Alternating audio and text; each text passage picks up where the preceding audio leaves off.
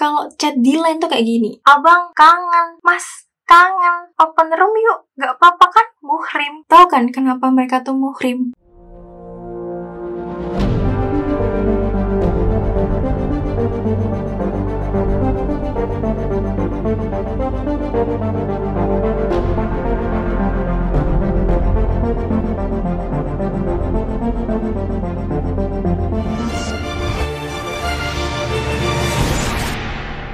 Halo guys, bertemu lagi nih sama aku Tridiansi di sini. Di segmen kali ini lagi-lagi kita akan membahas nih kisah nyata pengalaman hidup dari seseorang. Oke, kali ini aku mengambil lagi suatu kisah yang berada di aplikasi Threads dengan temanya tuh perselingkuhan. Tapi di sini ceritanya agak beda nih guys. Oke, tanpa berlama-lama kita langsung aja masuk ke isi thread-nya.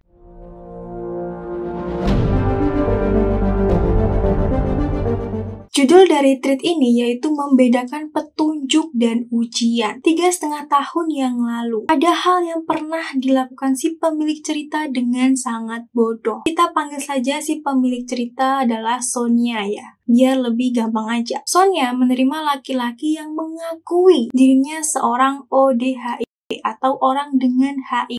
Kita panggil saja nama laki-laki tersebut adalah Randy, biar lebih gampang lagi ya kan. Saat itu Sonia bertanya kepada Randy. Bertanyanya itu seperti ini ya guys. Kok bisa kamu sakit? Respon Randy tuh menangis terisak dan bilang, aku nggak tahu, kayaknya ya aku kan sering cukur rambut di X, kayaknya nggak steril deh. Sonia tidak kaget karena Sonia sudah tahu akan dikasih kabar mengenai hal tersebut. Tapi Sonia minta waktu untuk ambil keputusan. Satu hal yang bikin Sonia kasihan, Randy tuh pernah posting di Facebooknya dia tuh seperti ini. Aku cuma pengen bahagia. 11 bulan sebelumnya, memang Randy baru saja kehilangan ibunya. Dan Randy selalu bawa-bawa itu untuk menarik simpati dan belas kasih dari Sonia. Kebodohan pertamanya Sonia melanjutkan pernikahan dengan Randy. Dengan sebelumnya sudah dicuci otak soal ARV atau PrEP dan lain sebagainya. Didukung dengan Sonia mencari dari YouTube soal pasangan serodiskordan yang tidak mustahil tetap negatif dan anak-anaknya pun tetap negatif. Intermezzo dulu ya guys, biar kita tuh juga nambah wawasannya ya kan. PrEP atau Pre-Exposure Prophylaxis adalah penggunaan obat antiretroviral atau ARV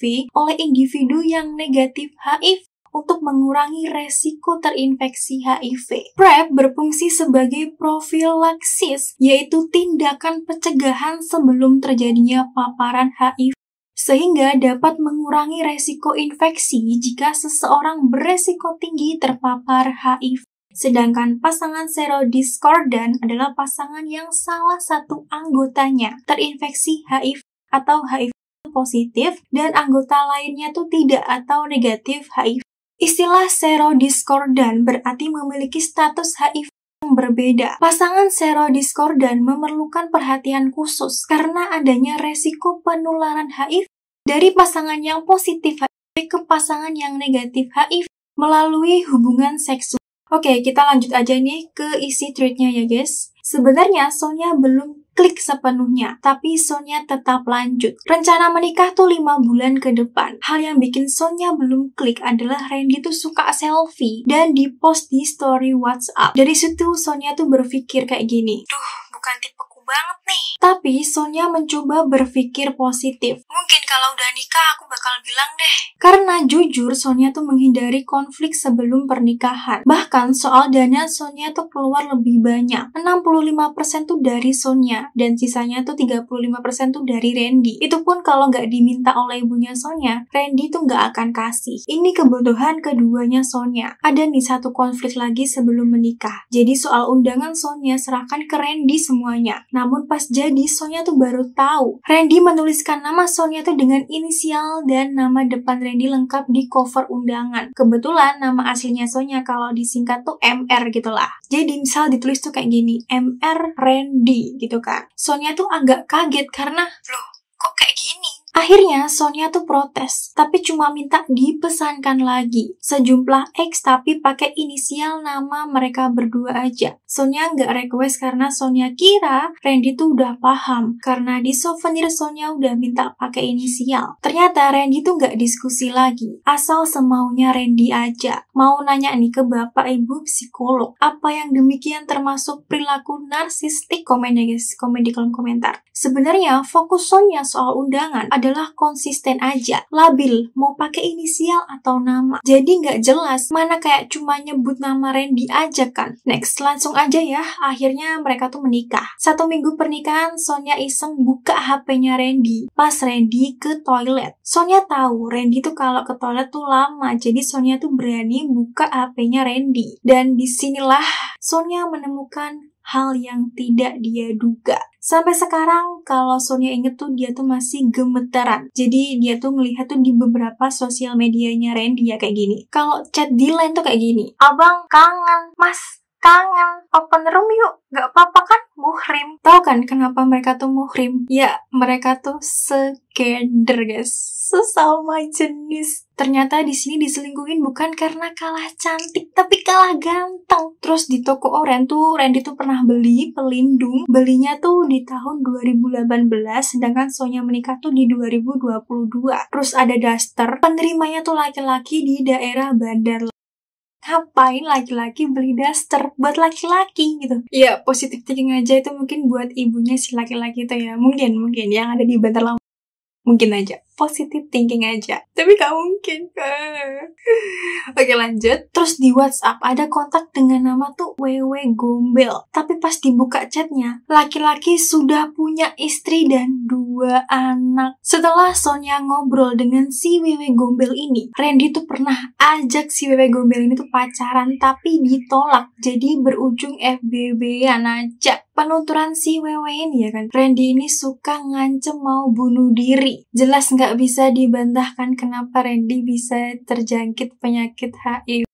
Di sini Randy tuh udah nggak bisa ngelak lagi dengan kesimpulan yang ada di otaknya Sonia. Ya, Randy mengakui dan lagi-lagi dia menangis terseduh-seduh. Dalam situasi itu, Sonia memikirkan opsi untuk cerai. Toh Sonia masih gadis. Saat itu belum tahu soal pembatalan menikah. Tapi jujur Sonia tuh kasihan sama orang tuanya, nanti malu gitulah. Jadi dengan mencoba menganggap ini adalah ujian, Sonia tuh bertahan. Sonia jadikan perjalanan pernikahan Sonia sebagai jihad di jalan Allah. Dan jelas perjalanannya tuh nggak mulus. Selama 6 bulan Sonia juga masih perawan karena Sonia menjalani vaksin HPV atau Human Papilloma Virus atas perintah Randy dan Sonia tidak boleh hamil. Dan selepas vaksin itu selesai, Sonia ambil obat PrEP karena mereka tuh kayak LDM gitulah, long distance marriage. Dan aturan PrEP itu adalah minum selama H-7 sampai H+7. Sonia tuh selalu tanya kepada Randy, kapan Randy tuh mau datang ke tempatnya Sonia. Dan ini termasuk ke dalam permohonan talak sebagai selalu meminta ditemui dan ditemani. Padahal Sonia bertanya saja karena Sonia tuh mau merasakan aman tanpa menyinggung perasaannya Randy. H-2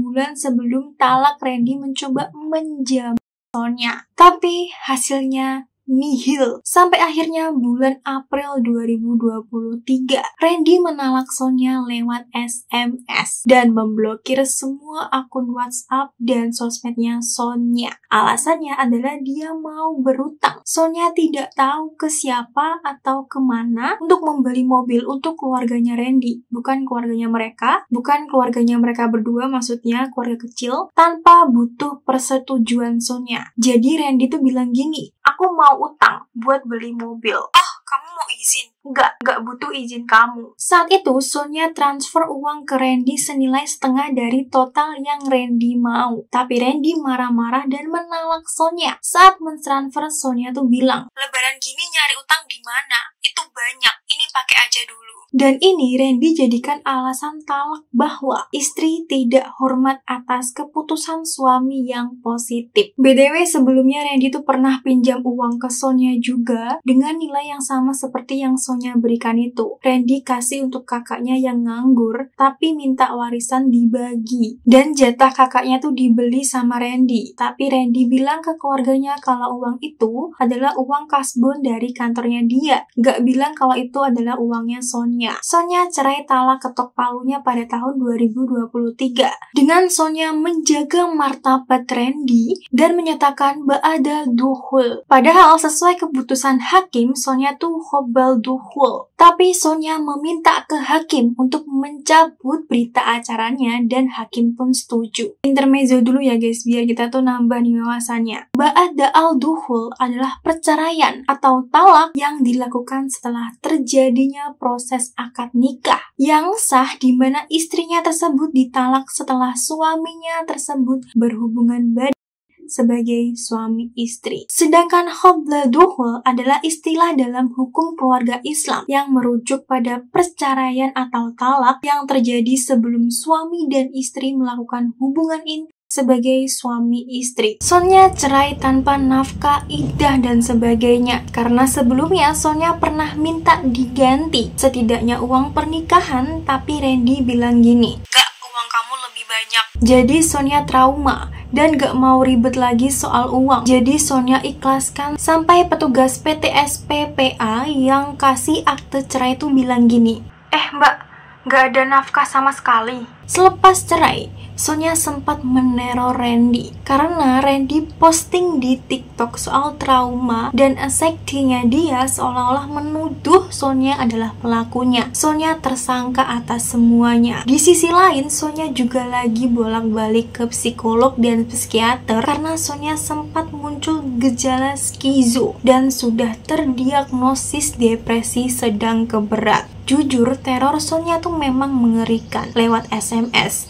email kantornya Randy, Shopee, dan lain-lainnya. Sampai Randy tutup semua akunnya. Tapi di sini Sonia merasa puas. Dan Sonia sempat WhatsApp keluarganya Randy juga dan diblokir juga oleh mereka. Karena sebenarnya Randy tuh berjanji mau ganti uang-uangnya Sonia yang dia pakai ke bapaknya Sonia. Dan bapaknya Sonia sudah berharap. Sampai pas Sonia nemu postingan TikTok Randy lagi, Sonia nekat laporin penipuan dia ke kantornya. Randy udah gak mau ganti, malah minta simpati netizen TikTok. Padahal kalau masalah mental Sonia juga lagi berjuang. Dan melihat itu Sonia makin depresi lagi. Sonia sudah uninstall, malah teman-temannya Sonia yang kasih tahu dan nanya bener atau enggak itu Randy. By the way, Randy tuh kerjanya tuh di BUMN. Ternyata panjang ya, padahal intinya Sonia tuh mau kasih edukasi ke teman-teman soal harus bisa bedain mana petunjuk dan mana ujian. Dari ketahuan HIV itu sudah petunjuk, tapi Sonia terabas dan Sonia anggap itu adalah ujian. Padahal itu salah besar. Kebodohan terbesar Sonia selama hidup. Tapi sejauh ini Sonia bersyukur. Karena dengan jalan ini, Sonia bisa belajar jadi pendengar untuk teman-teman yang senasib. Pesan Sonia nih untuk teman-teman yang belok, terus yang sesuka sama jenis atau apalah itu, tolong jangan rugikan orang lain, apalagi perempuan yang nggak tahu apa-apa. Mending kalian tuh teriak soal diskriminasi tersebut daripada kalian jadi penipu. Oke, sampai di situ aja isi dari tweetnya. Pesan hidup apa sih yang bisa kita ambil dari kisah ini?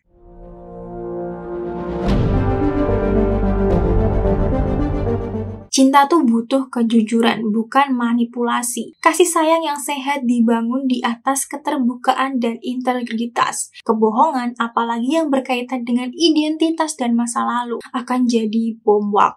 Empati tanpa batas bisa melukai diri sendiri. Rasa kasihan dan keinginan menolong itu mulia. Tapi kalau tidak disertai batas yang sehat, justru bisa jadi pintu masuk untuk dimanfaatkan. Jangan abaikan red flag demi niat baik. Naluri dan ketidaknyamanan yang Sonia rasakan sejak awal, bukan tanpa sebab. Merasa nggak klik, itu bukan hal yang kecil, itu sinyal penting. Menjaga nama baik orang lain tidak harus mengorbankan diri sendiri. Sonia tuh luar biasa karena masih menjaga martabat Randy saat bercerai. Tapi Sonia juga berhak mendapatkan keadilan, pengakuan, dan haknya yang dipulihkan. Pulih adalah proses, dan keberanian untuk bicara adalah awal penyembuhan. Dengan berbagi, Sonia bukan cuma menyuarakan luka, Sonia menyampaikan pelajaran agar orang lain tidak jatuh ke lubang yang sama. Terkadang, petunjuk Tuhan datang dalam bentuk rasa tidak nyaman, tapi seringkali kita menolak sinyal itu karena terlalu ingin percaya bahwa ini adalah ujian yang harus ditanggung. Belajar membedakan keduanya adalah proses dari kedewasaan spiritual. Oke, sampai sini aja cerita yang aku bawakan kali ini. Bagaimana pendapat kalian mengenai cerita ini? Komen di kolom komentar ya guys. Sebelumnya nih, terima kasih banget buat kalian yang sudah bersedia nonton video aku sampai akhir. Dan terima kasih banget buat kalian yang sudah menyempatkan waktunya untuk memberikan kritik maupun saran mengenai beberapa kesalahan aku yang gak cocok nih di aku. Dan dari kritik dan saran kalian akan aku gunakan nih sebagai evaluasi diri aku untuk menjadi yang lebih baik lagi dan bisa memberikan tontonan yang bermanfaat dan juga menarik buat kalian. Kalau nih kalian tuh punya ide atau mungkin kalian tuh pengen menceritakan pengalaman hidup kalian dan aku bawakan di channel YouTube ini, boleh banget kalian tuh kirim cerita kalian di akun email aku yaitu tridiansi502@gmail.com. Kalau aku ada salah-salah kata mohon dimaafkan.